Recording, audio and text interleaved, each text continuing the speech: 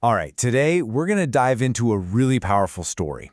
It's all about what it truly means to celebrate something special. It's a story about generosity, community, and the wild way that joy can just multiply when you decide to share it.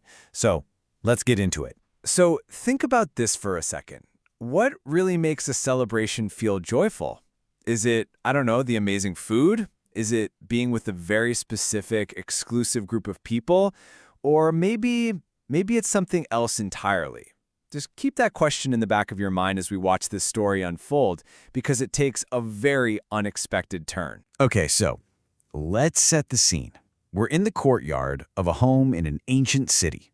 The sun's going down, you can smell this incredible feast being cooked.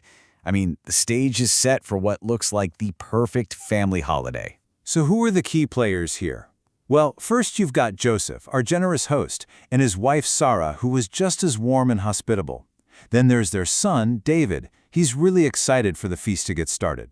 And, working hard behind the scenes, you have Samuelo and Ruch, the household staff, making sure everything is perfect. And right away, we hear from David the son, and his words tell you everything you need to know about his mindset. For him, all this amazing food is just for them, for the family. He thinks the celebration is this private, exclusive thing, and that's what's making him so excited. Yeah. But his father, Joseph, he hears this, and you can just tell. He sees things differently. He knows this is a teachable moment, and that the holiday is about something much, much bigger than just a private meal. So Joseph gently pulls his son aside and reminds him of what this holiday is really about. He says, yes, we're supposed to rejoice, but, and this is the key part, that joy was never meant to be just for us. And as he says this, he looks right at his staff, Samuelo and Ruth, making it crystal clear. If you're part of this home, you're part of this celebration, period. Okay, hold on, because this is where the story really gets interesting.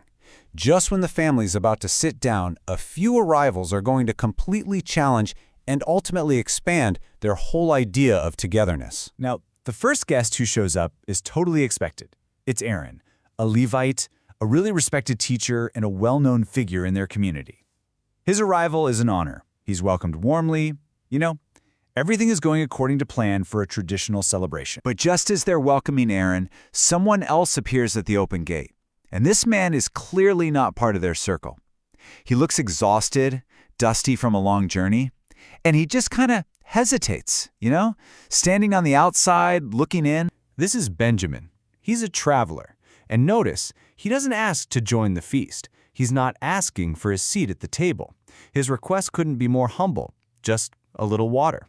He's a total stranger asking for the most basic kindness. And wow, the reaction is immediate. And the contrast is just night and day. David whispers to his dad, kind of questioning why they'd invite a stranger in. But Joseph, he doesn't miss a beat. He doesn't just offer water. He offers a full, unconditional welcome into his home. And then Sarah, the mother, steps in. She connects this single act of kindness to their entire history. She reminds her son, we were strangers once too. It's this powerful idea that our own past should teach us empathy. There is always room. Here's the thing about Joseph's generosity, though. It's not just reactive. He doesn't just wait for people to show up at his gate. He's actively looking outward, beyond his own courtyard. He's looking for others in the community who might be feeling forgotten on this holiday. And he spots them. Rahela, a local widow, and a young orphan boy, Ilya. He calls out to them, invites them to join.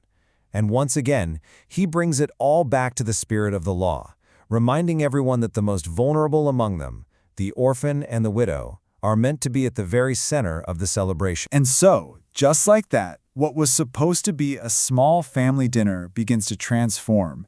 The table literally expands. Just look at how this community grew. It started with just the core family. Then it expanded to include the staff. Okay, still pretty close-knit. Then came the respected guest.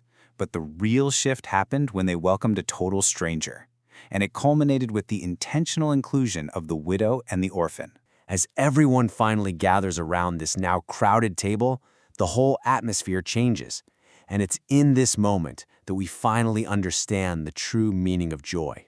Joseph looks at this bustling, vibrant scene, all these different people talking and laughing, and he turns to David to explain. This, right here, this is the real joy of the holiday. It's not about having the most food, it's about having the most open heart. A joy you can only find when absolutely no one is forgotten. And you can feel the impact of that welcome. Benjamin, the traveler who only asked for a cup of water, is overwhelmed with gratitude. He found so much more than a drink. He found a sense of warmth and belonging he hadn't felt in years. And Rahela, the widow, she just hits the nail on the head. Her words capture it perfectly. Joseph didn't just give them food, he gave them dignity. He made them feel like they were part of something important, a family. And all the while, David is just watching. He's seeing the real laughter, the real connection. He's seeing the joy on every single face. And it's like a light bulb just flicks on inside his head. He finally gets it. This chaotic, messy, inclusive gathering is so much more beautiful than the perfect, private feast he had imagined. And the story closes with Joseph raising his glass for a toast. He doesn't toast to his wealth or his home or even his family. He raises his glass and offers a single, perfect toast. Za zajednictwo, which means to togetherness. That one word captures everything. And it leaves us with a question to think about. How can we in our own lives find ways to expand our own tables?